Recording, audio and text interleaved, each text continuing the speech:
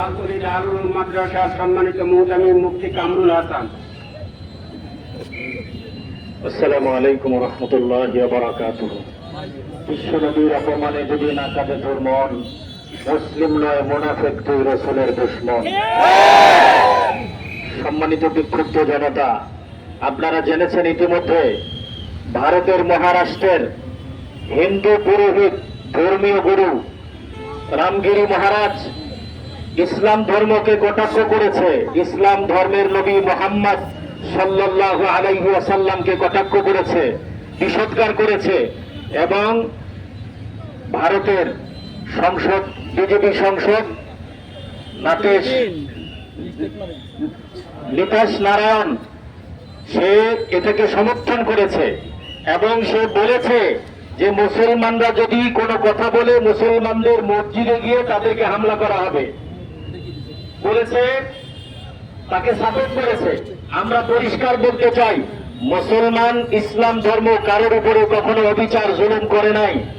আমরা দেখেছি মুহাম্মদ সাল্লাল্লাহু আলাইহি ওয়াসাল্লাম মক্কা বিজয়ের পরে সাধারণ ক্ষমা ঘোষণা করেছেন। জুলুম করেছে ইন্ডিয়া, ভারত, এর আগেও আমাদের বাবরি মসজিদকে তারা শহীদ করেছে। ইতিপূর্বে আপনারা দেখেছেন ফেনীর বর্ডারে পানি ছেড়ে আমাদেরকে তারা ডুবিয়ে মারতে চেয়েছে, আমাদেরকে সেখানে গরু জবাই করলে তাদের উপরে অত্যাচার করেছে। ভারত সরকারকে বলবো, ভারতের দিল্লির কসাই মোদী সরকারকে বলবো, তাদেরকে আইনের আওতায় এনে তাদের বিচার করতে হবে, ফাঁসিতে ঝুলাতে হবে। তাদেরকে শাস্তি দেওয়া না হয়, আইনের আওতায় আইনের কাজ করায় দাঁড় করানো না হয়, তাহলে আমরা বাংলাদেশের মুসলমান ভারতের অভিমুখে লং মার্চ করবো ইনশাআল্লাহ। ভারতের সমস্ত পণ্য বয়কট করবো, দোকান থেকে ভারতীয় পণ্য আমরা ডাস্টবিনে নিক্ষেপ করবো। ভারতের সঙ্গে সমস্ত কূটনৈতিক সম্পর্ক আমাদের বন্ধ করে দিতে হবে, ঠিক কিনা বলে?